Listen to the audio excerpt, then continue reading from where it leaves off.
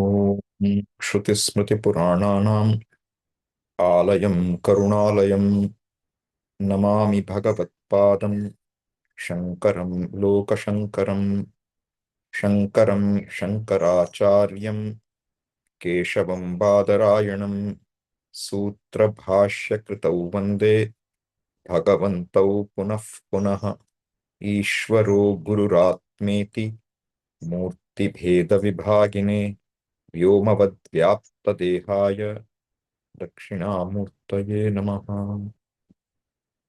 सर्ववेदान्तसिद्धान्त गोचरं तमगोचरं गोविन्दं परमानन्दं सद्गुरुं प्रणतोऽस्म्यहम्।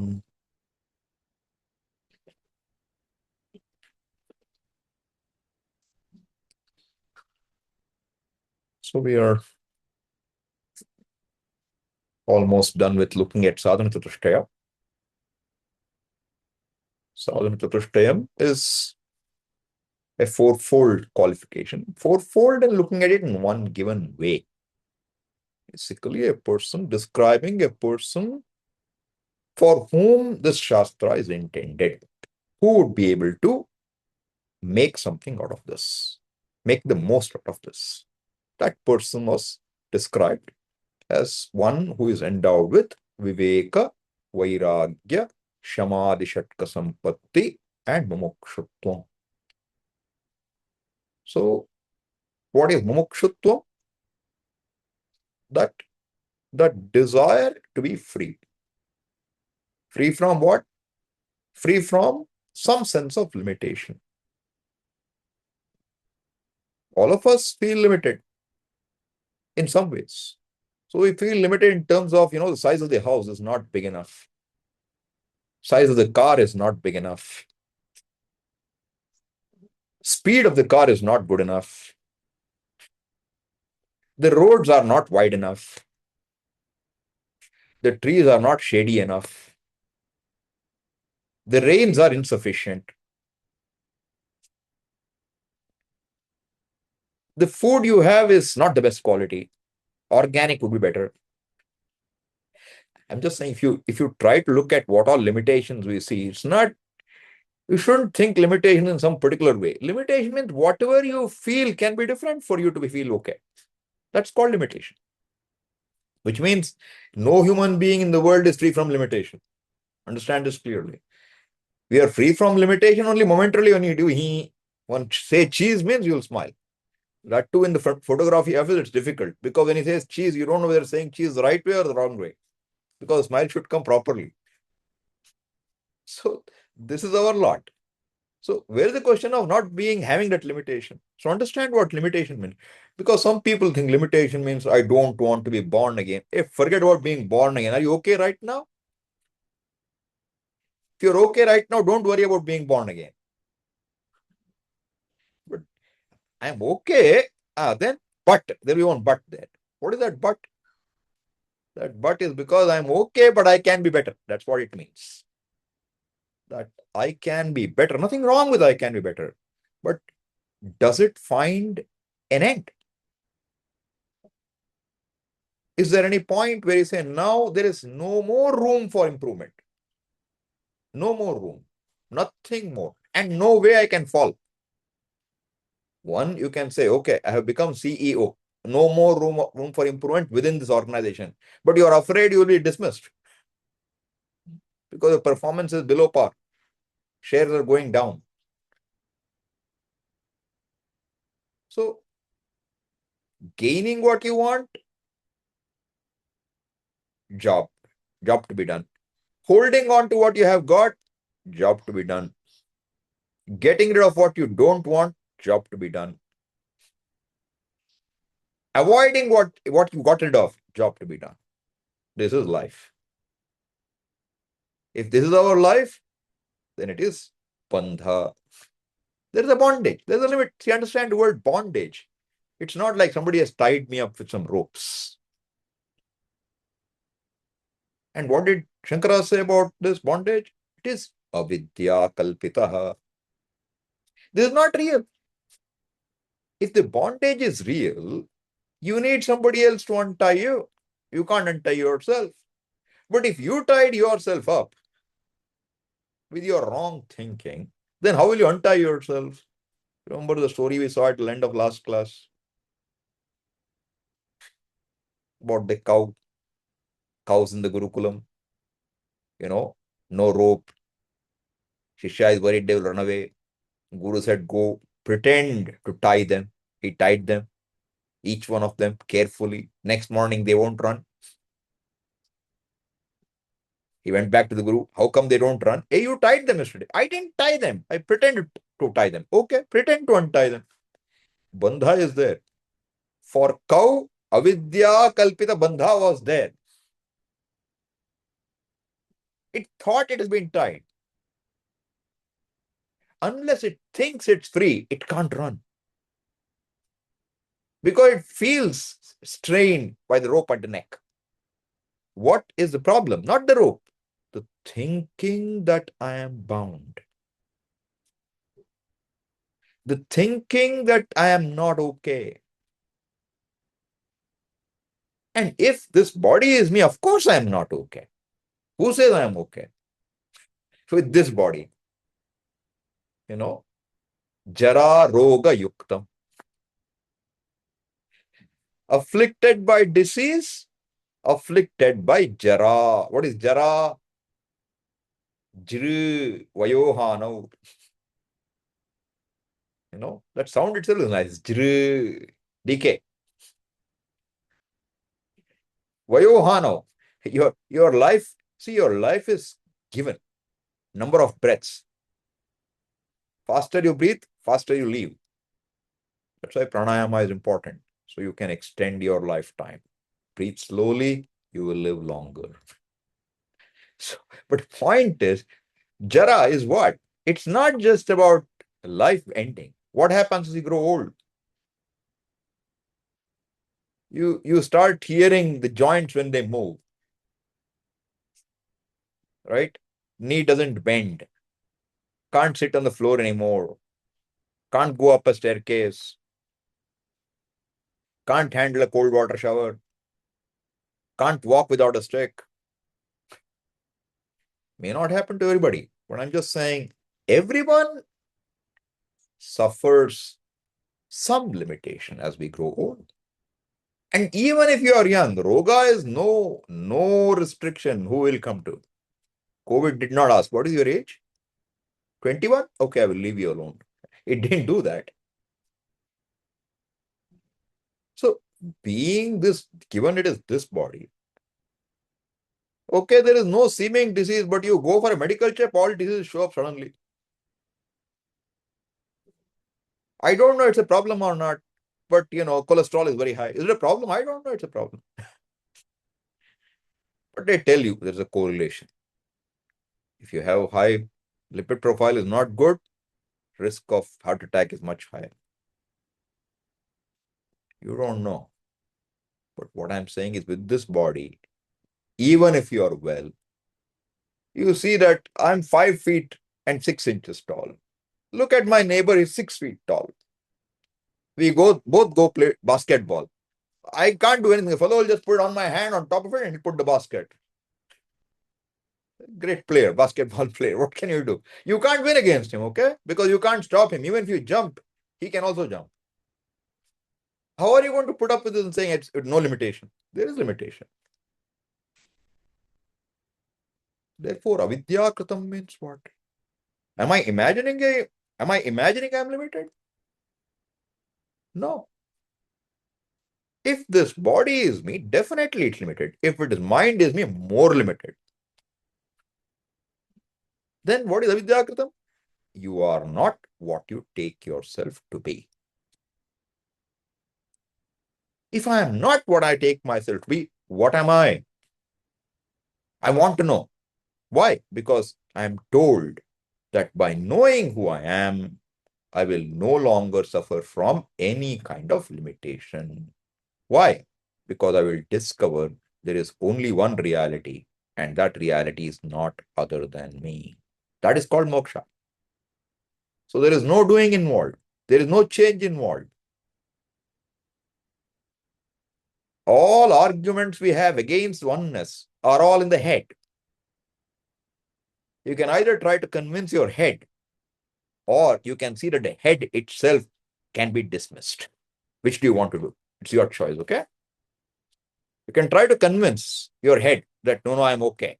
But one more thought, no, I think I'm not okay. I'm okay or I'm not okay. I don't know. Sankalpa vikalpatmaka. No, I want prove to me that I'm okay. The head which is asking you to prove, that is not you. You are not that head. Until you identify with that head means thinking, okay? Until you identify with that thinking, one problem or the other will crop up. So understand, Vedanta is very unlike any other pursuit. Very unlike. It is not putting a band-aid. It's not even doing a surgery. Then what is it? It is just seeing that what you thought you were, that you vanishes. And in the place of that you shines a new you. Aham iti, spurati. That needs to be discovered. Therefore, moksha is because, bandha is because of avidya. And that avidya kritam, kalpitam, bandhanam, the desire to free oneself from it is called mumuksha. And the person who has that very strong attitude is called mumukshu. Not strong, the one who has it always. It's called mumukshu. So we saw last time how within mumukshu you can have gradations. Tivra, manda, madhyama, ati manda. If I meet moksha somewhere on the way, I will be happy to have it. Otherwise, it doesn't matter. What did you say about that fellow? Even in many more kalpas, he will not be getting moksha. Because, see, you will not get means you will not, because there is no initiative to recognize an error and be done with it. All right? So this is mumukshutvam. So why I'm stressing this is because despite hearing it again and again, the tendency is I want to do something to become free from my sense of limitation while retaining my identity. That identity is the problem. And the fellow who retains the identity wants to bring about a change. How many ever things you change, the fellow who is changing everything remains the same fellow, who is unhappy being himself. Therefore, we should note that mumuksha here means you are not looking for some tweak in your personality. It is not one of those workshops, corporate workshops, where you will be told how to do positive thinking. That is not this. This is about total rethinking. Rethinking your identity and changing it totally.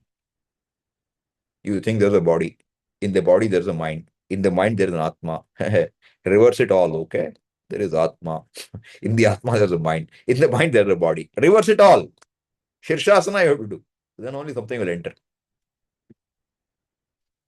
So this is mumukshutvam. We will look further.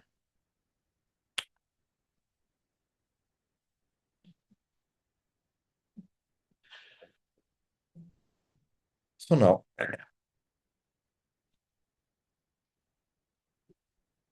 so we saw this here. Up to here we had seen.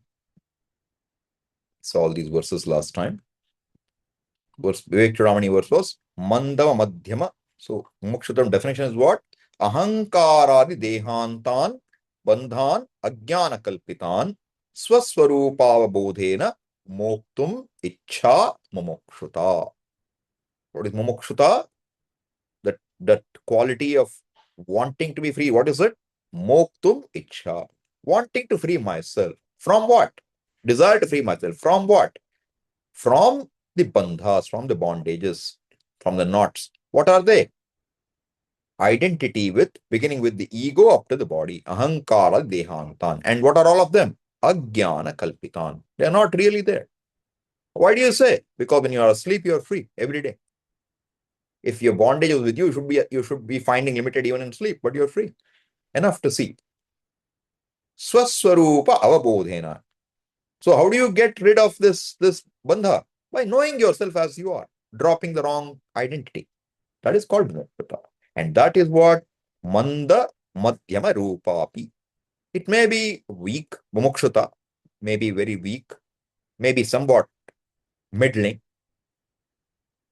But if it is supported, supplemented by vairagya and samadhi shatka sampatti, and with the direction of a proper guru, then this mumukshutvam will become tivra, will become intense, and will drive you, and it will produce the result. What is the result of mumukshutvam?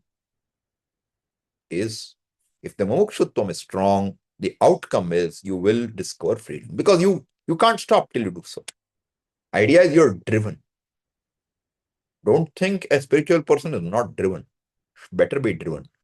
If we are not driven, like any other pursuit, we will just be middling. Just like corporate looks for a driven fellow, here also we should be self-driven though, and driven in the right direction, not run wherever you feel like running. I will attend all camps. I will attend all different gurus I will listen to. That is all not being driven. That's all foolishness. We have to understand what we want to do. So that is what was said. Now we will go further. Vairagyam cha mumukshutvam tivram yasya tu vidyate tasminnevarthavantasyuhu phalavantah shamadayah etayor mandata yatra viraktatva mumukshayoh marau salilavat tatra shamader bhanamatrata.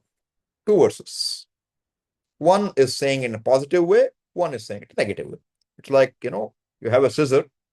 Which side cuts? This side cuts or this side cuts? Both have to move. Both do their job. Same way. This is a very typical way of the Shastra. You praise what is right, and you put down what is not. So you understand what is being intended to be conveyed. Vairagyam cha mumukshutvam cha tivram yasya tu vidyate tasminneva arthavantasyuhu phalavantah shamadayah. Subject of the sentence is shamadayah. The samadhi shatka sampatti, about which he says two things. Arthavantah, phalavantah. Phalavantah, arthavantah. Now, phalavantah means what? Fruitful. Arthavantah can also mean what? Fruitful. Actually, not a big difference. So, one Shastrakara looks at this word arthavantaha is just giving a meaning for arthavantaha is phalavantah. Another Acharya looks at it as in a different way, slightly different way. The difficulty in general in Sanskrit is the words and sentences can have different meanings. Every word has so many meanings. And although you may know the language, how to interpret it is not just about language. It's about knowing the context, and you have to know the whole to know the part. You have to know the part to know the whole. This is our usual problem. So, and amazingly, very informed acharyas will still differ in their interpretations. It's not easy. And so far as it does not, any view does not go against or contradict the primary vision, we say that kind of a difference in views are acceptable. It's a living parampara. So one acharya writes something, another acharya comes and writes something on it. Third person will just come and write about what first acharya wrote.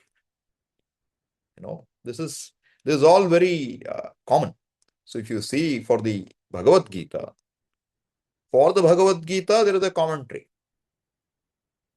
called Madhusudani, written by Madhusudana Saraswati. Now there is one more commentary called Bhashyotkharsha Deepika. His primary job is to show that Madhusudana, whatever is said, is unnecessary or wrong. Wherever he disagrees with Shankaracharya. How come you can disagree with Shankaracharya? I will prove you don't know. That's the whole approach. We respect both. We read both actually. We read Madhusudana Saraswati also, Bhashyotkharsha Deepika also. We have no problem. Then Vellamakonda Ramaraya Kavi is another great commentator. He is called Kutti Shankara. Very recent and profound. Also died very young. When he writes, he will comment on Bhashyam. Then he will take apart what Ramanujarya's Anuyayis had to say. Vishishta Advaita he dismantles. He has a goal. Probably because that's what kept him away from the truth for a long time. That vision. So everybody has their view. But all I'm saying is, unfortunately, very respected acharyas also can have different viewpoints. And I don't think it serves us well to debate this alone is right or that alone is right. It helps sometimes to see, which way it can be looked at. So I'm saying this is not going to be the first or the last verse where we'll see such differences. There'll be more coming. Keep in mind that you shouldn't be so open that everything is okay. Some buddhi should be working. It means if something it doesn't agree at all, not my head alone. Logically, if it doesn't fit, then one has to say, Chintaniyam. This is our way of we don't outright say they are wrong because we don't understand their thinking. So what should we do? It calls for more thinking. Or this is an interesting way for the Acharya to think. Vichitra Chintanam. Vichitra Matihi. Vichitra means very, very different. So Panini has written Sutra in grammar. And then there are Acharyas who have written commentaries from them. So they don't understand why he wrote this. Then they'll say, we don't know why the great Muni wrote this sutra like this. We don't know. But they will not say it's wrong. So even if you see the books, they will put a footnote. They will not correct it. This is the respect given to Acharyas. You don't rub and rewrite it. You retain and you add your note. And you add your note. And sometimes what happens? Because it's manuscript, handwritten, passing from generation to generation, you will find that the script moves. Because somebody who is copying will make an error. 100%. You tried, they should do this exercise in some corporate workshop. They will give one piece of paper at one end of the row, and they will ask everybody to just read and pass on the information verbally, not written. And when you come to the other end, they will say, okay, read out the message. What was given in the beginning and what comes in the end, you will find sometimes is so different. Rarely you find the same thing coming out. Our whole tradition of oral, passing on. Errors or difference having crept in is not difficult. And in our local language, we have this expression, makhi ka makhi. Have you heard that? In Hindi, you say makhi ka makhi. In Tamil also, there's a verse, eedichi copy. What does it mean? Suppose you got a notebook from somebody, okay? You got a book from somebody. And then you are trying to copy it. And one particular phrase, when you want to look at, you can't see it. Why? There's a dead fly stuck there. There's a dead fly stuck there. What should you do now? You want to copy. You catch one fly, kill it, and stick it. in the same place in your notebook. This is called makhi ka makhi. Understand? Literally. Because does it look exactly like the original copy? It does. Because there's a dead fly, there's a dead fly here. Dead mosquito there, dead mosquito here. Wonderful. Alternately, you see bha and ma, Devanagari. How far apart are they? Gha and dha, how far apart are they? Pa and sha, how far apart are they? Ba and va, how far apart are they? Anyone can make a mistake. So I'm saying culture has got, everybody had to write things because it's oral. There is no printing press. We didn't start our Vedic culture 10 years ago. Okay, it's been there for a long time. Therefore, it goes from mouth to mouth. And what is passed on is heirloom. What is very valuable? You wrote Pandulipi, manuscripts. And those manuscripts are kept by Bhagavan. Very precious. And if somebody asks for it, you better be aware. Because once you gave it, it may not come back to you. You cannot buy another copy. Imagine. This is why you will find Atharva Shirsha, Ganapati Atharva Shirsha, Palashwati will say, Ashtabhyo Brahmanebhyascha Likhitva Samarpayet. What does it say? It says this Ganesh Atharva Shirsha, if you write it down and give it to 8 Brahmanas, means 8 copies you have to make, it will give a lot of punya. See how a wonderful method to propagate the book. You have to write the whole stotra. You will also memorize by writing. And you have to pass it on, not keep it with you. Today, what? Swamiji, just give me your WhatsApp. I will send it to you. It's all no effort, okay? 8 copies, 800 copies, very easy. Just goes in 1 second, one list. Punya will come to phone, okay? And WhatsApp, not to you. But there is a need for it. But what I'm trying to come back to the topic is differences in readings were there. They're called Patha Bhedaha. This is all by the way, okay? Not Vivek Chudamani, but helpful to know. Therefore, you will have books which say critically edited manuscript. What does it mean? The person had access to several manuscripts. And in each he saw a difference. He makes a note. 3 of them have this, 2 of them have that, etc. And tries to come up with a manuscript which he thinks is the best. Because in some manuscript, a few words are totally missing. In some, something else is missing. In some, there is commonality. In some, there is difference. In all this, they have to merge and come up with a critically edited manuscript. But how much ever critically you do, differences will be there. Not only differences in manuscript, differences in meanings are also there. That's where we are right now. Right? So, point is this, that now, if you look at mumuksha, connection between mumuksha, shamadhi shatka sampatti, and vairagyam is being made in this verse. What's the connection? One way of looking at the connection is shamadhi shatka is what? Sampatti is what? It's all about the emotional maturity. Suppose you don't have vairagyam, let us say. What is vairagyam? Objectivity. Seeing things as they are. What is vairagyam further?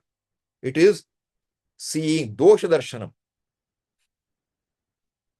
In what is not right, you see a mistake. Therefore, you don't have an interest in it. So now, this vairagyam, suppose you don't have, suppose vairagyam is 0. Can you have samadhi shatka sampatti? Or you have very limited vairagyam. Can you have a good level of samadhi shatka sampatti, shama, dama, titiksha? Suppose you don't have vairagyam, can you have? One side. So the answer is what? Without vairagyam, Shamarishat Sampatti is purely a coincidence, perhaps, for that time. Because if it has no cause, it can't stand. It's like saying your building is standing. How it's standing, you don't know. Because cement used is all substandard, okay? When it will fall next rain or rain after, we don't know. That's all the differences. It's standing right now. But suppose it is made with, whatever, ACC cement, some cement, okay? Then it will tell you what, it will stand. So tailor is to say, your cloth will tear, stitches won't come out. Old tailors, they would say that. Buttons won't break. Your shirt will tear, the buttons don't break. Amazing. That's the confidence they had in their job. So, if you don't have vairagyam, Shamarishatka Sampatti will not really be there.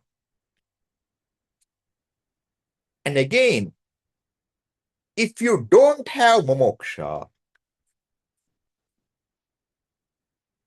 you don't seem to have Shamarishatka Sampatti. This is how Acharya looks at it. At least the mumuksha will not be fruitful. What is fruit of mumuksha? What is mumuksha? Desire to become free. What is the fruit then? Freedom. If you don't have Shamarishatka Sampatti, mumukshutvam, tree will be there. Only leaves will be there. Fruits won't come. Fruit won't come. Never mature enough to have fruits. Therefore, one Acharya takes it as saying that, this vairagyam and mumuksha are like the cause and the outcome of, the Shamadhi-Shatka Sampati with them. It's like the Samadhi is caused by vairagya, and Samadhi with mumuksha will make mumuksha fruitful. So, which means you must have vairagyam, you must have mumuksha, then alone Shamadhi-Shatka Sampati becomes meaningful. That emotional maturity is not really possible unless you have objectivity. And if you have objectivity if you have objectivity, Shamadhi-Shatka Sampatti will show to some extent. Whether you want it or not, it will show to some extent. Because you're objective. Obviously, it may seem I'm contradicting, because sometimes what do I say? Vairagyam is not enough. You have to work for Shamadhi-Shatka Sampatti. You have to. But still, Shama itself. So when I know fire burns very clearly, my hands won't go to the fire. Won't go. All right. But it's very cold, chill. I'm freezing. There's a fire in front. I would still like to go as close as I can without being burnt. But sometimes I might get a little greedy and get burned too. Just trying to show how lack of vairagyam will take you somewhere. There's a value for that heat. Or there's a value for barbecuing something on it. Whatever might be. But what I'm saying is, if Samadhi is there, Acharya thinks vairagyam will show. If vairagyam is there, Samadhi will show. Presence of Samadhi shows the presence of vairagyam. And presence of Samadhi and vairagyam, if it is there, if mumukshutvam is present, then it will become what? Fruitful. This is one side. Okay? So that's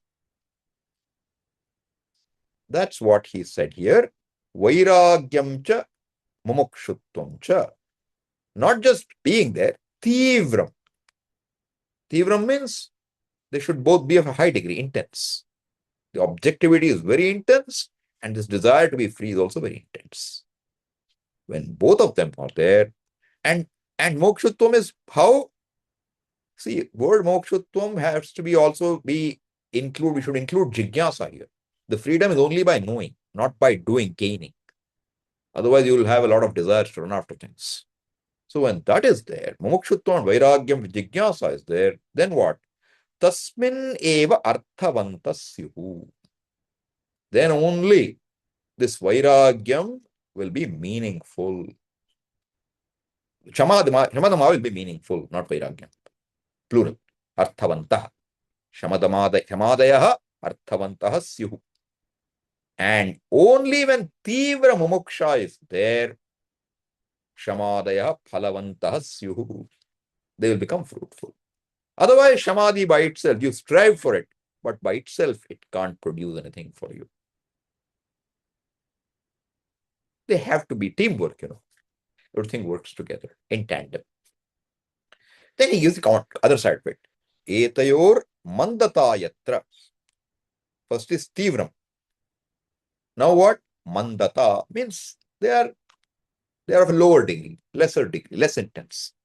What are less intense? Vairagyam cha, mumukshutvam cha. Pronoun etad is talking about what was talked in the previous verse. Etayoho mandata yatra viraktatva mumukshayo. He repeats also here. Viraktatva mumukshayoho. What is that then?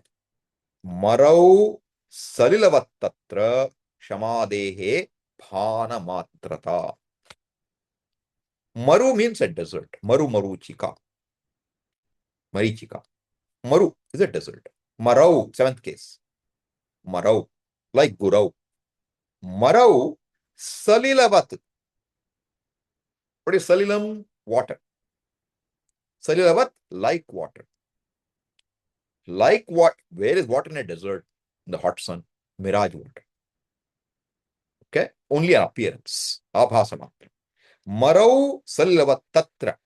In that situation, shamadehe bhanamatrata. Shamadehe bhanamatrata means what? Bhanam is only the appear to be there. Okay? If you don't have vairagyam, and it looks like you have a lot of shamadama to somebody, that's only an appearance. To you also, if it appears like that, it's only an appearance. Acharya commentary, he says, this is a good way to look at yourself. If you think you have shamadama but don't have vairagyam, understand your shamadama is temporary. It's not really there. If it is really there, vairagyam better be there as its cause, its bedrock below it. Otherwise, shamadamadi is on a very thin wicket. Anytime it can drop. So, not a shamadamadi shatka sampatti, which is, I told you, probably the most difficult to gain because it takes time. It takes a certain, because you have got the opposite samskaras for a long time. To change samskaras requires a will and requires practice. So, questions I'll take later. Please don't raise your hand now in the middle of the class. Okay. So, therefore, he's saying that if there is no vairagyam, there is no mumukshutvam really, then you're shamadhi. Because if you have shamadamadi, see, what is uparati? Shamadhi means it's not shama alone, right? What is uparati? Uparati we saw is a turning away, sannyasa. How can you turn away from things which you value if you value them? You can't. Therefore, if there is no vairagya and you think I have shamadamadi, where is the question? Shama you may have. Uparati you definitely won't have. Swamiji, what do you do for, how do you make your living? Swamiji, I'm a day trader. What do you mean by day trading? Oh, Swamiji, I keep some capital and morning 9:30 to 3:30, I just have to watch the market a little. That's all. That's all I have to do. Samadhanam, where will it be? It will be in the stock market, okay? Your mind will be in the stock market because your whole life is sitting there. Because that's all your savings sitting there. Nowadays, it's a very common trend. You have some money, you want money to make money. This is what drives the markets. There is more speculation than investment. Because all you need is a margin. You sit with 100 rupees, and if you can make 1 rupee on a on 100 on a day, it's a lot of money. 1 rupee. You can make 25 paisa, it's a lot of money.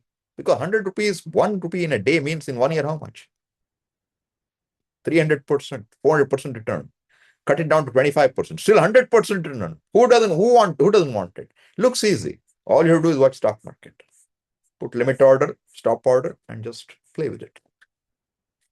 It's a way people live. I have Shamadama. No, not possible. Your Samadhana won't be there. Understand what I'm trying to say? That unless you have vairagyam, Shamadama will not be real. Situations when they come, your Shama will go. Dama will likely to go.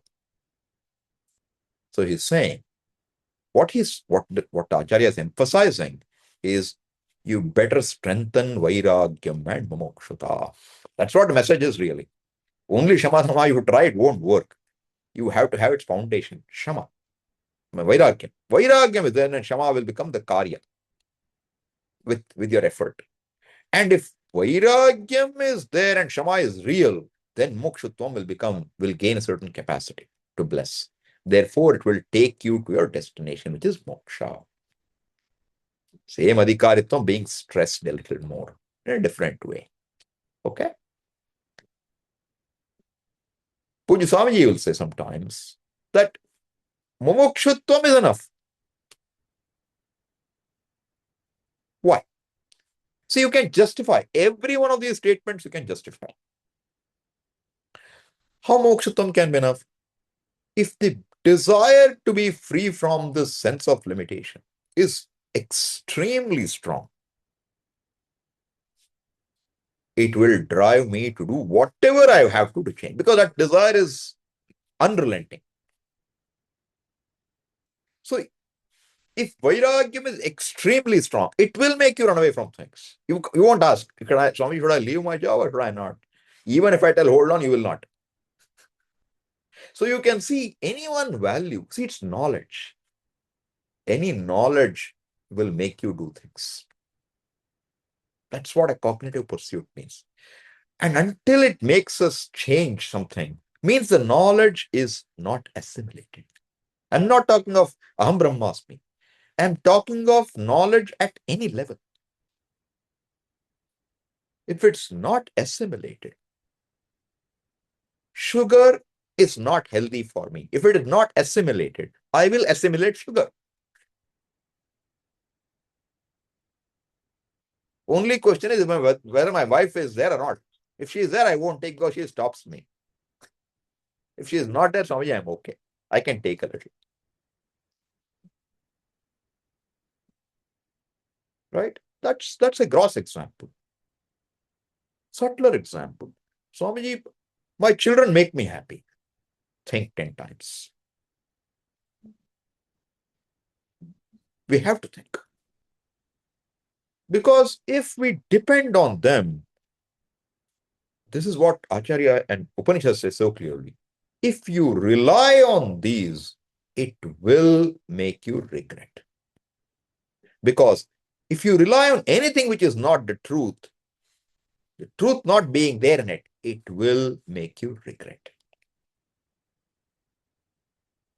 So we read, and we read the next page after that. Verse covered. Yeah, covered. What went in? Upanishad says that if I go after anything other than myself, there will be cause for regret. Okay. I continue to go after myself, but I will also read Upanishad. It doesn't work. Until it somehow starts to work in my head. How it finally clicks, we can't tell.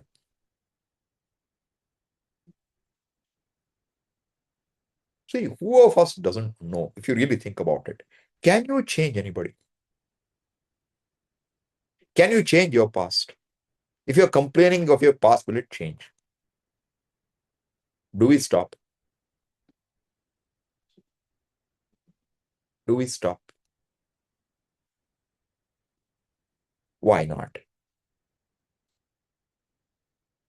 Because it is like two pockets.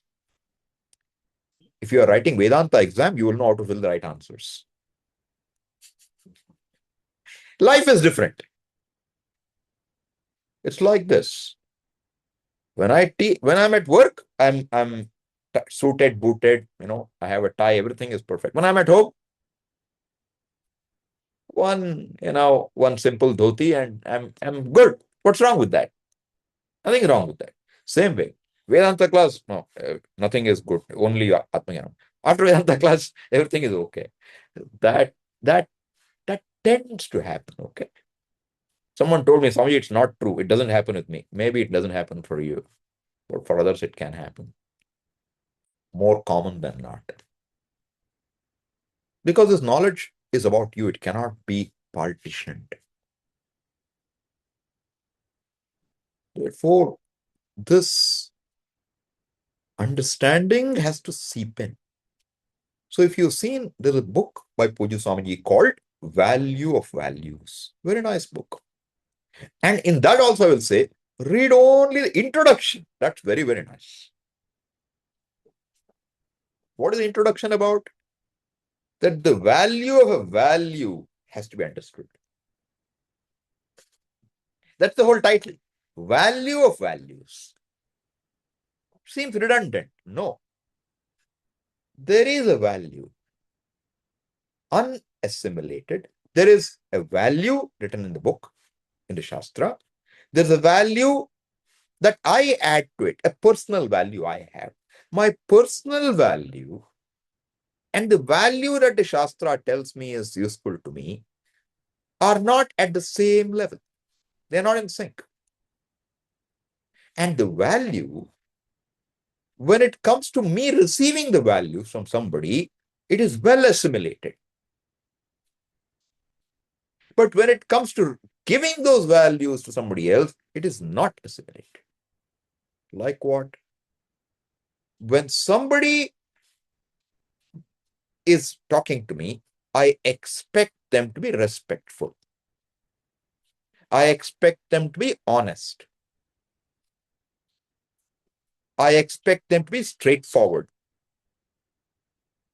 I expect them to understand me.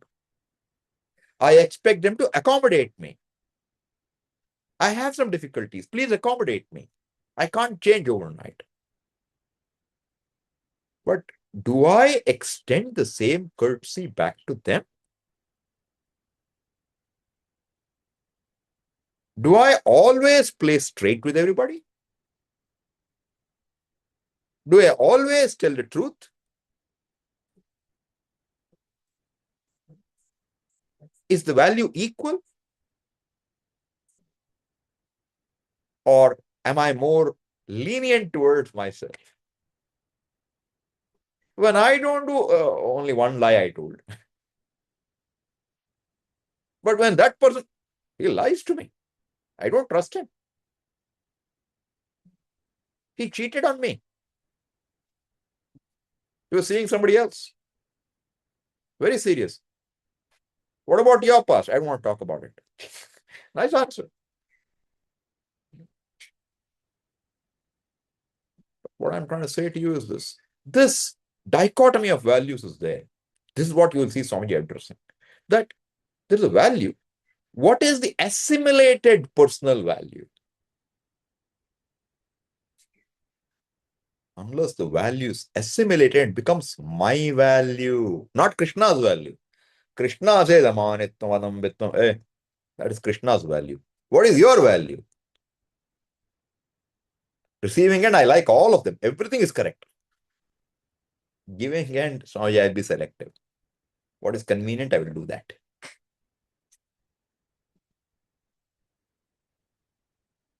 Ahimsa, value when I should not be hurt by anybody.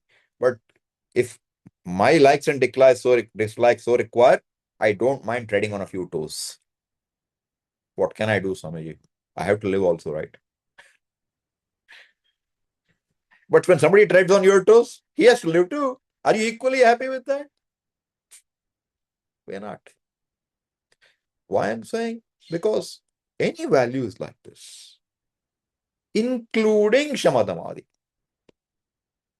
including vairagyam. There is value, but what is the cost of non-compliance? What is the cost of not having that is not truly appreciated, not fully appreciated.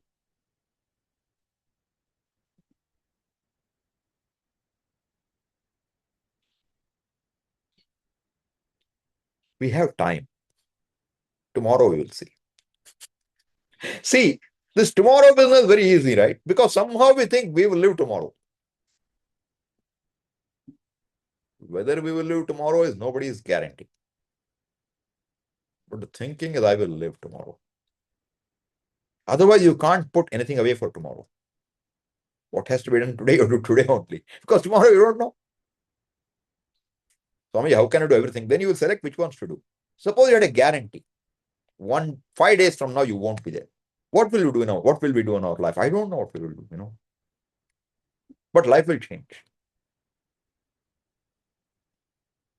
Only a sane fellow was our, Parikshit. He said 1 week I should make me get moksha. Bhagavata won't start in 1 week. Because he had only one goal for 1 week. Make me free. But because this question keeps coming up, vairagyam. Some question is there. So I'm answering it partly here. I'll answer partly tomorrow morning. So the whole point is some question is there. So I'm answering that in parts as we go. All right. So I understand why vairagyam is difficult. Because there is a value, but not an assimilated value. So this vairagyam and mumuksha are highlighted. As I said, you can highlight any one and say that's the most exalted. And it's true also for certain people. There are so many acharyas. Do you think everybody came through the same way to the reality? No. Therefore, somebody will stress one aspect of it.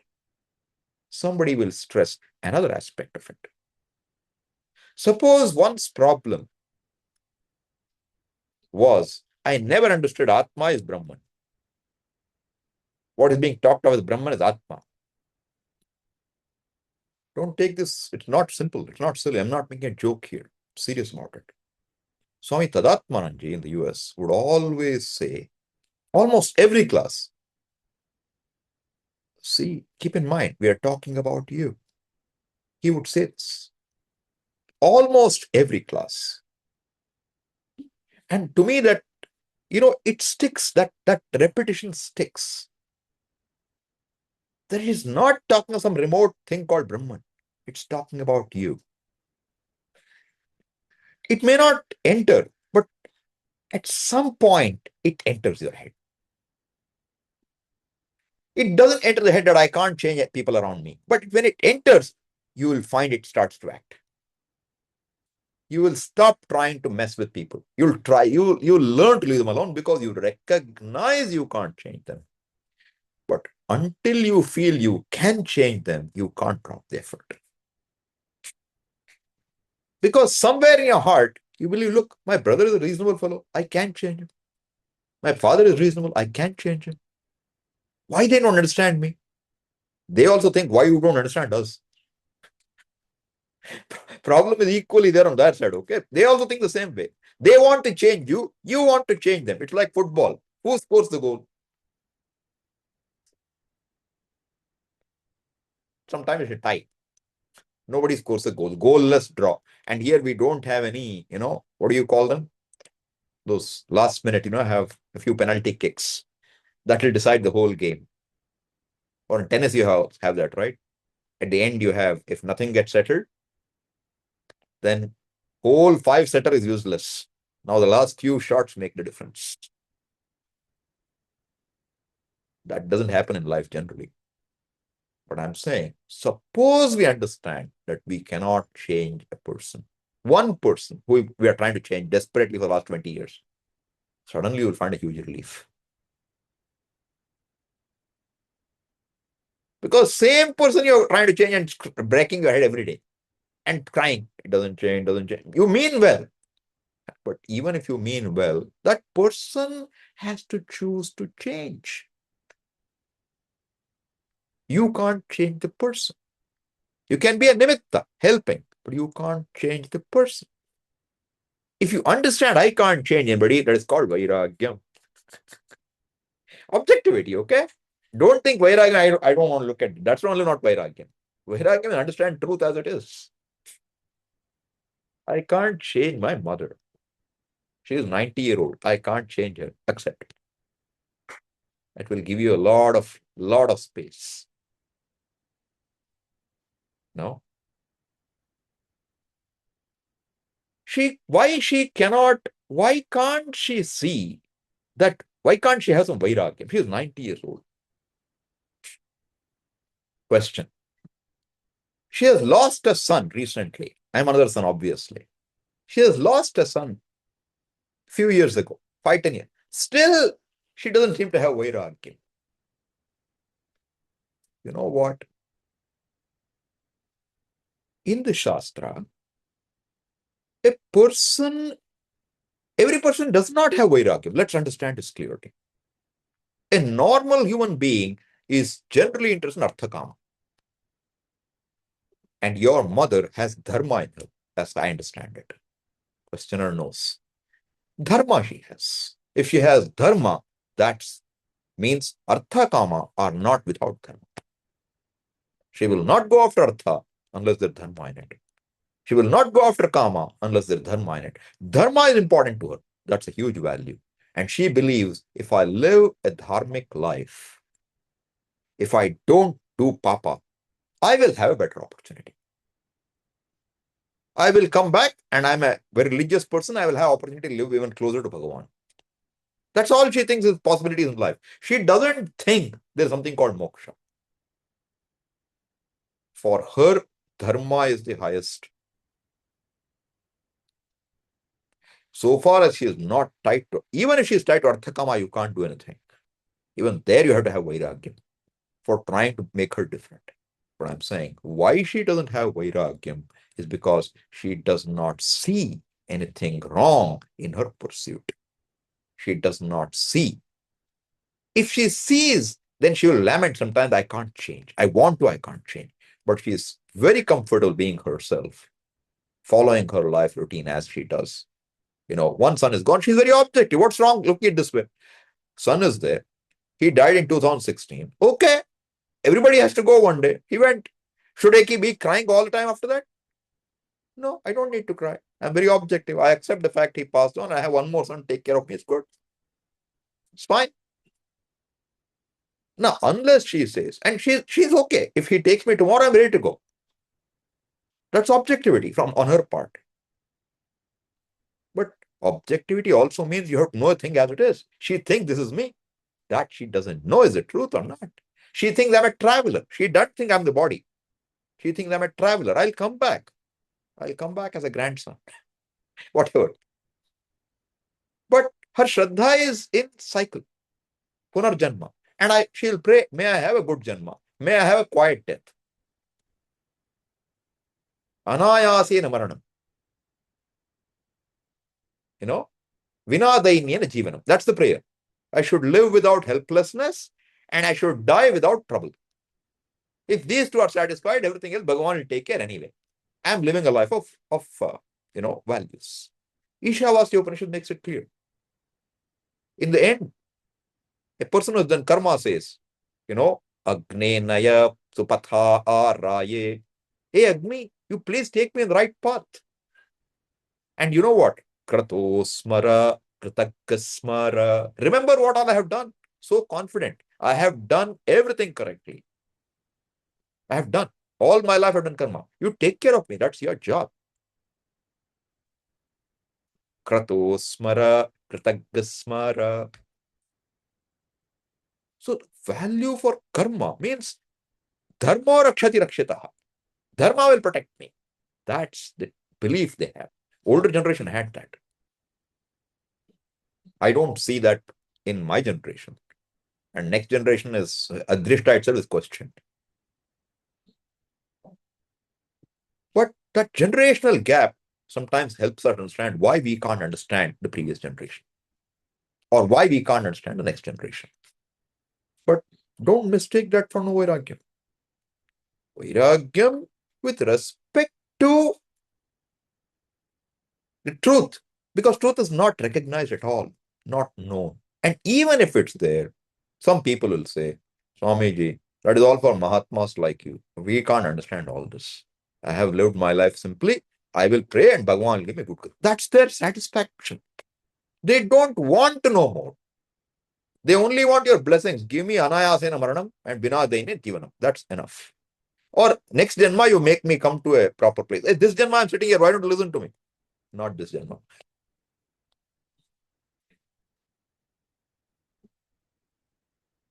Because for them, the only ichha is pass life well and die well, quietly. Okay? That's the idea. All this said contextually with a question, but should help everybody understand what I'm trying to say, okay? Because it's important we understand in its own context. A lot of our time is spent in relationships with people, intimate people. And unless we stop trying to change them all the time, we have no leisure for ourselves. And I'm trying to stress that as an important aspect of vairagyam for all of us, okay? Otherwise, no time for mumukshutvam, because you're trying to change his habits. You have mumuksha for him changing. Won't work that way. All right. So now, let's go back.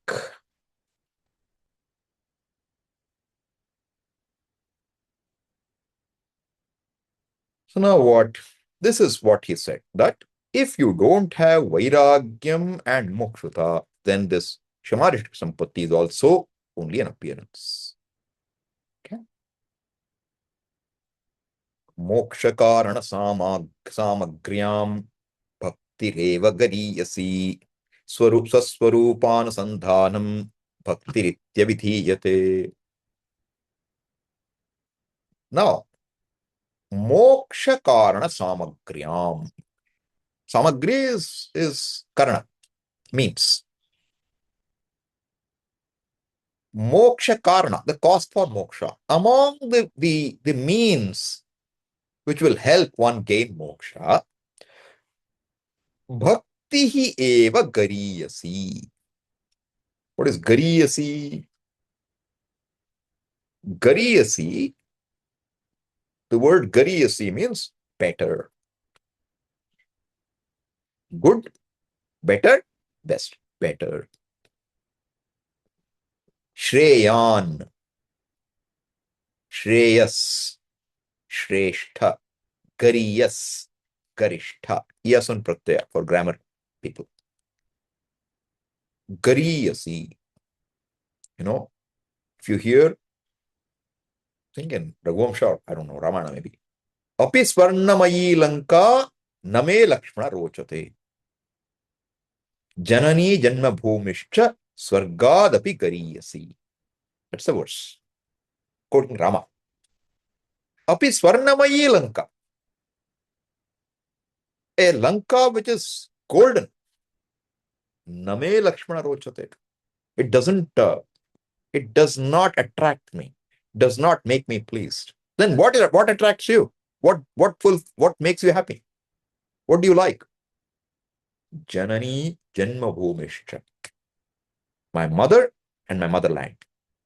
What are they? Swargadapi gariyasi. If you had a choice, go to Swarga or go to your home, your mother town. I'll go to my hometown, my own birthplace. Janma bhumi. My mother and my birthplace. Janma bhumi. Gariyasi. That's all I'm saying. Gariyasi. More valuable, better. Here what? Now the question is, you said all these things. Shama, Dama, Viveka, Vairagya, Shamarishka Sampatti, Mumukshutvam. What about Bhakti? Bhakti is not important. I spent so much time in doing bhajanam. Bhakti is not important. I thought Bhakti is the most important thing. Bhakti yoga.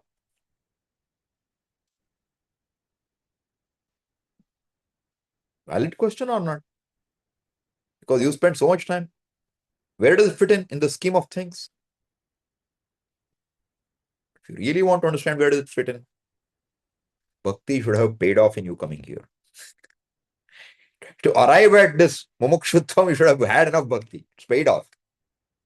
But anyway, that's not the way. See, the point is this. Why this verse is there, why Acharya wrote it, we don't know. But a Tikakara has to connect. That is Tikakara's problem, he has to connect. Why this verse is here? He has to justify the verse. So he'll give a reason like this. Hey, Bhakti is very important. Why it's not there? No, it's very important. There are 4 verses there. What? Mokshakarana samagyam bhakti reva gariyasi. Chalo, I'm happy now. Bhakti is not just important. Among all sadhanas, it's the most exalted, the best, gariyasi, better than everything else. Wow. Now you're talking. Wait. Correct. Happy agreed? Yes. Now I will define bhakti for you. What is bhakti? Swaswarupānusandhānam bhaktirityavidhīyate. What a letdown now for the poor fellow. Swaswarupānusandhānam. What is swaswarupānusandhānam? Swaswarupasya anusandhanam. Anusandhan. Again, this is another area where you can have a lot of argument what the verse means, okay? The word anusandhanam lends itself to meanings. What is sandhi? You have heard the word sandhi or not? A meeting place. Sandhi. Meeting is called sandhi. Sandhanam. Taittiriya, Vayu Sandhanam, etc. In the Shikshavalli. All about what is Sandhanam. So if you have 2 letters joining together, Samhita, then what happens? Sandhi happens. Samhitayam. That's the word in Panini. Sam plus tha, samhita. Sandhi means being together, coming together. When 2 things are in close proximity, that is called sandhi. Night and day are in close proximity. It's called sandhi. Dusk, dawn, sandhi. What is sandhya vandanam? A prayer offered at a time when the 2 are meeting. Sandhi. So what is sandhi? Connecting. What is anusandha? Anu, in keeping with, following something, following Shastra's advice. Anusandhanam, lut, bhave lut. So, now, anusandhanam, one translation is just anushtanam, do. One meaning of anusandhanam is look into, research, examine thoroughly. Mimamsa kuru. Mimamsam kuru. Meaning. Another meaning is what? So now you do chintanam. How will you translate the word chintanam? Chintanam can mean thinking. Chintanam of the same thing again and again can be dhyanam. Therefore, one Acharya says, here this swaswarupānusandhanam bhakti. Swaswarupa means what? Swasya swarupaha. One's own truth, one's own nature, swarupa, without which one is not that nature. Like without which sugar is not sweetness, swarupa of sugar. Swarupa of fire, heat. Swarupa of water, flowing. Like this they will present meanings of swarupa. Swarupa means what? The essential defining attribute of a thing, without which that thing is not, which means that itself is a thing. Heat is fire. Okay, this is called swarupa. Now, anusandhanam. The way Pujya Swami would have taken it if he took it, I'm sure of that, is you inquire into the truth of who you are. What is the truth of yourself? Now, if you take Anusandhanam as a meditative practice, then Acharya says it is Nididhyasanam. What is Nididhyasanam? Nididhyasanam means you have listened to the Shastra, you have understood you are the limitless Brahman at what Shastra is saying is that, then you have removed your doubts by doing Mananam. Now the only thing is, it's like you just, you've been in India for a long time and you traveled back to the United States. You had to drive because US you don't have bus or anything. And you got behind the car and you tried to go to the left side of the road. Then you saw all cars coming your way because there you have to drive on the right side. Shh, uppa. They honked at you. Then you went the other way. 2 times, 3 times it happens. Then you wake up and you say, I'm in US. Now I should be on the right side. Not that you didn't know. You have driven the US for 10 years, but you just forgotten. Now you will drive on the right. This is called Nididhyasana. Understand? Means what is known to you, you own up. It's not anything new. You correct an orientation problem. Every day you sleep at home. When you get up in the night, middle of the night, especially if you get up middle of the night, you know where the water is kept. You know where the bathroom is. Suppose you're traveling. You're in a hotel. What happens then? Normally in your own home, you get up on the right side and you get down. There, right side is the wall. You try, you'll get a wall. Oh, I'm not in my home. You'll remember. You'll get up and it's not that you won't go to the bathroom, okay? But it may take 2-3 days to not hit the wall every time. Right? You know where the light switch is. You blindly put your hand, there's no switch there. Then only you say, oh, not at home. Is there something you have to do about it?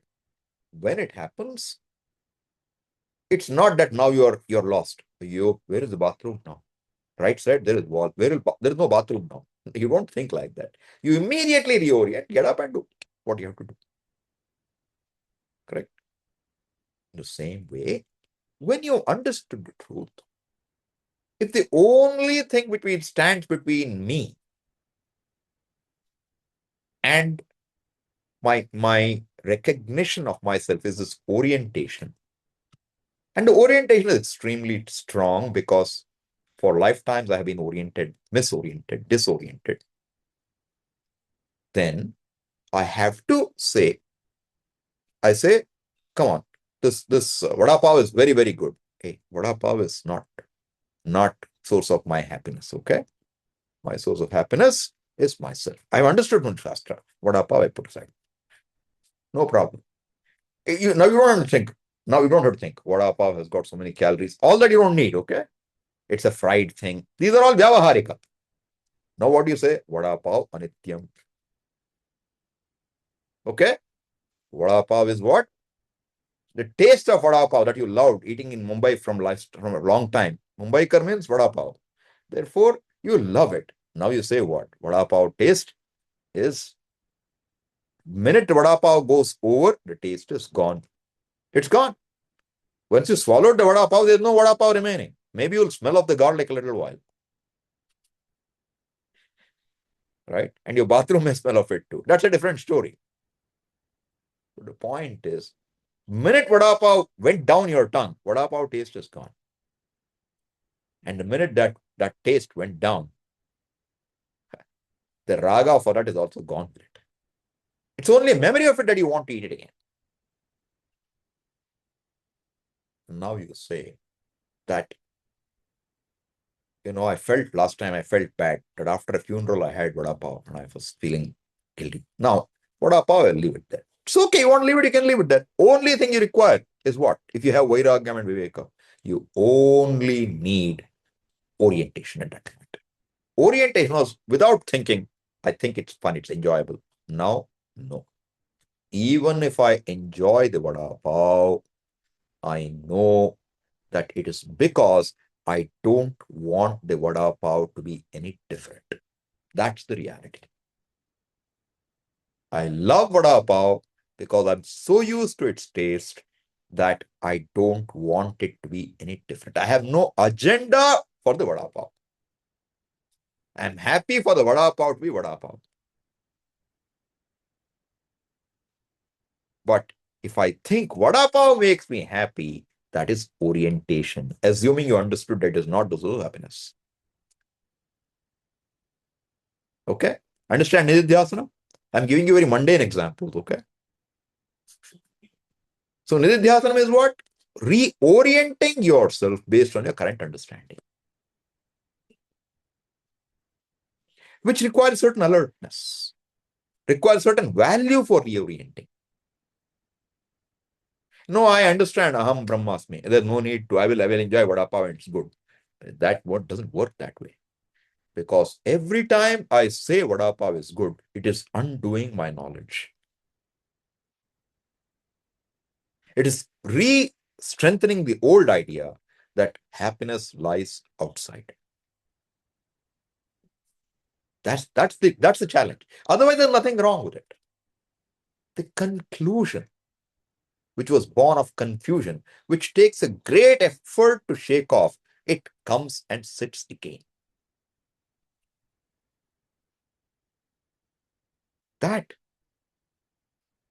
means, with reference to anything that you know, if the orientation is wrong, we need to reorient. This is the truth about anything. I told you example of driving, example of getting up, right? Orientation is every day morning I must have, this sugary drink. I like it. No, sugar is not good. Protein I need, protein drink. Good. Change. Orientation has to change. In anything. And Nididhyasana is talked about in terms of self-identity. Where is my identity? So one Acharya takes this anusandhanam as Nididhyasana. Which means what? What is bhakti now? Bhakti is Nididhyasana. Because anusandhanam can also be meditation. But I would prefer to look at it as what? Inquiring into your own nature. And where will it begin? It will begin with Shravanam. Because to inquire into your nature, you need Shastra Pramana, not your own thinking. Shravana, Manana, Nididhyasana. Once if that is my bhakti, then in order to do Shravanam, my mind should be staying with Shastra. Therefore, I need yoga to bring my mind away from other things. For that, I need vairagya. For that, I need viveka. Therefore, what happens? No, rather, Karma Yoga will produce viveka vairagya. Therefore, what happens? For this bhakti, which is vicharatmakam bhakti, anusandhatmika, for that, I need sadhana satushtaya. That is antaranga sadhana, closer. For that, I need bahiranga sadhana, karma yoga. For that, I need karma. For that, I need my will to be free. Everything walks in. But everything should be aligned to that one sadhana. Okay? And one more way Swamiji has looked at this word bhakti, not in this context, is bhakti. See, devotion means what? Does it mean you have to do arati? Does it mean you have to put flower? What does bhakti mean? It's a commitment. Bhaja sevayam, dhatvartha. Commit yourself. If your commitment is to this freedom, everything else will align itself. That is mumukshutvam. So bhakti, if you push it a little, if you see, these are words, you keep pressing, they will yield more and more. But traditionally, the word bhakti is understood as anushtanam of certain things, which shows your devotion. So how do you know he's a bhakta? Oh, Swami, he comes to a temple every day. Hey, He may be coming just because he wants to see somebody in a temple every day. How do you know he's a bhakti? Conclusion. But bhakti is really an attitude. He may be coming there to show he's a bhakta because election is arriving soon. He has to present himself as Hanuman Bhakta. He has no bhakti. So bhakti is not really an action. Or if you think it's an action, it fits under karma.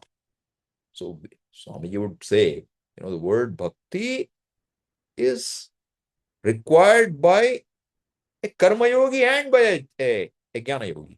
There is no separate bhakti yoga. But here, understand, how is bhakti being defined? Swaswarupānusandhānam. That bhakti you have, it's very good. It is gariyasi only. It's the best sadhana. Because your commitment is to inquire into the truth. Ramana Maharshi will agree heartily. Swaswarupānusandhānam bhakti. All right? So that is what. So basically now, if you see later Shankara says bhakti, you should bring this definition. See, when a book presents a definition, it is called a paribhasha, a sangya. You define a word. Now, in that text, in that context, that definition must be maintained. You can't go back. So suppose you're doing Panini grammar, okay? And I say, vriddhi syat. You don't go and bring one baby, okay? I have to increase the size of the family. That is not vriddhi.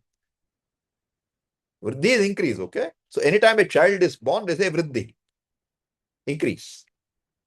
But here, what does it mean? So vriddhi just means what? Vriddhiradaich. Definition is there. Vriddhi is a, I, and out. You don't go back to your linguistic meaning of vriddhi. Same way Shankara says bhakti eva gariyasi. And what is bhakti? Swaswarupānusandhānam. Then anywhere in Vivek Chudamani you read, what should you replace bhakti with swaswarupānusandhānam? Then you got the definition. Right? Okay. Now, interestingly, the next verse says what? See, this verse number is also a little problem, okay? Sometimes the numbering, half verse, etc. comes. This swaswarupānusandhānam bhaktiritya vidhiyate. Next line says, swatmatattvanusandhānam bhaktiritya jaguhu. Apare. Some others say what? No, not swarupānusandhānam. Swatmatattvanusandhānam.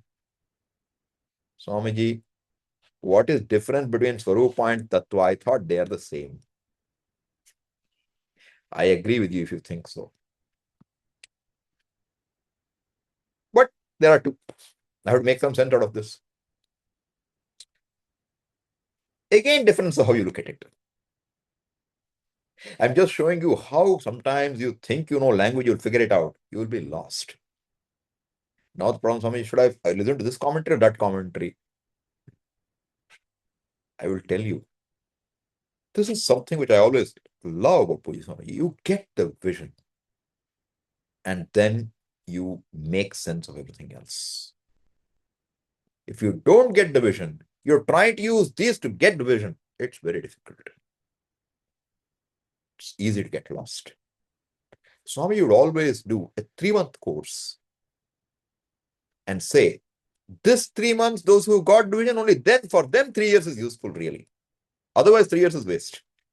That vision must come first. What is Shastra saying, if it's clear? From that perspective, you look at it, it will look different. But without that vision, everything is a problem, a doubt, potential doubt. So now, but the point is what? Swaswarupānusandhānam, now what? Tattva anusandhānam. Swatma tattva anusandhānam. How do you accommodate this? So one Acharya says, take this second one, Swatma tattva, as vachyartha of oneself. Means Ishvara, Saguna Ishvara. Because there is one more line to explain it. That is also bhakti. Because vachyartha of Bhagavan is all Sarvajñah, Sarvashakti. You pray to him. That is bhakti. Okay. But now which one should I take among these two? Can be a problem. Therefore, another Acharya What does he do? He says, let's look at the first verse now, previous verse. Swaswarupanu bhakti. What is Swaswarupa? Who am I? What is my truth? Correct? Now, the argument is this. What do Sankhyas say? Sankhya is school of philosophy. What do they have to say? They say, moksha, the bandhanam is because of ajnanam. It will look very similar. What is moksha? Ajnana nivritti eva moksha. Same definition. All right. What is the jnanam they have to have? The jnanam they want is, I am asangaha. Veda they will quote, asangohi ayam purushaha. This purusha, this real fellow, is free from all sangha, all attachments, all identifications. Okay? So what is the jnanam? The jnanam is, I am different from everything else. Everything else is jada pradhanam. It's one huge lump called pradhanam, jada, achetana. I am chetana, and there are many more like me. So Swarupanusandhanam, done or not? But that won't serve. That is not Advaitam. Therefore, Swaswarupanusandhanam, there is aruchi. There is a little distaste about it because this fellow also seems to fit in there.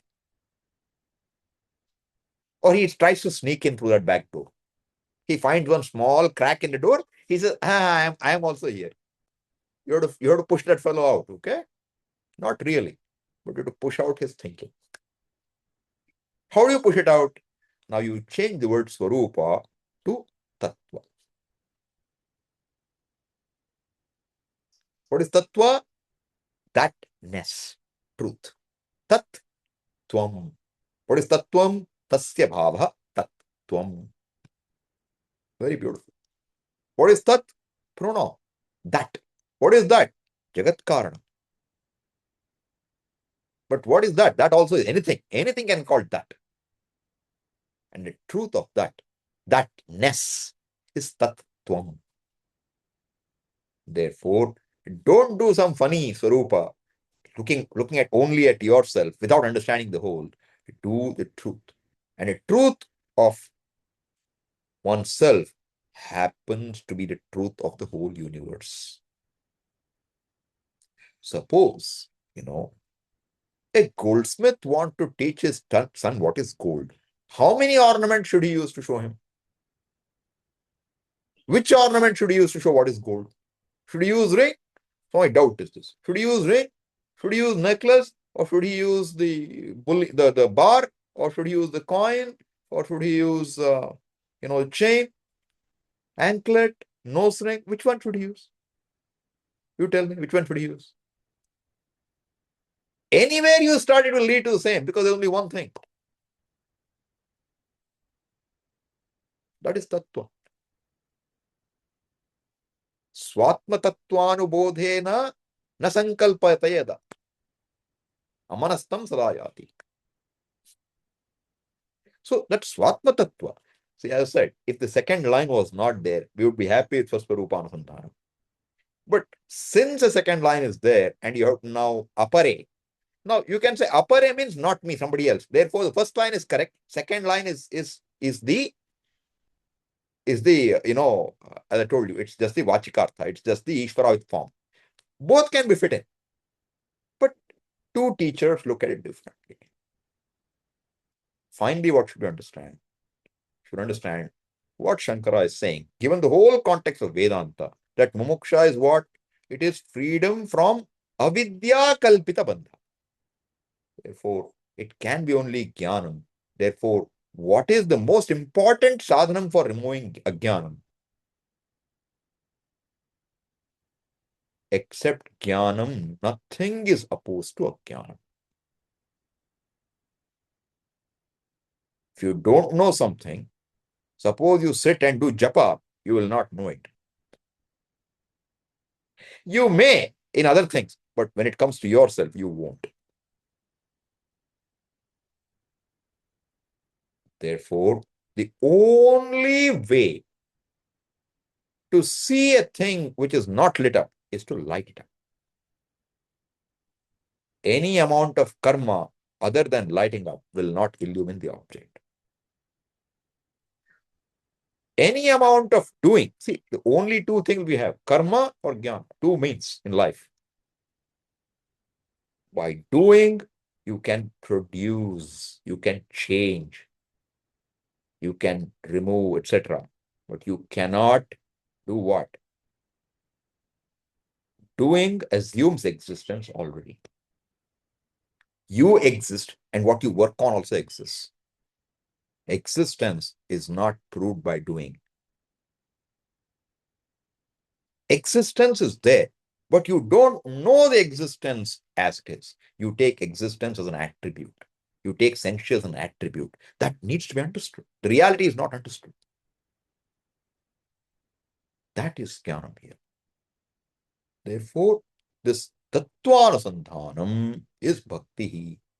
So, making an inquiry into the truth of oneself is what is called bhakti. We'll stop here. Om Purnamadah Purnamidam Purnat Purnamudachyate Purnasya Purnamadaya Purnameva Vashishyate. Om Shanti Shanti Shanti. Harihi Om Shri Gurubhyo Namaha. Harihi Om. Any questions?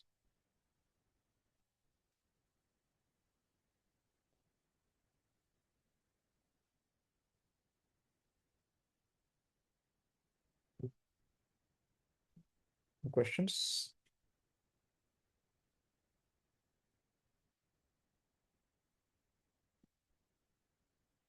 Okay, let's stop.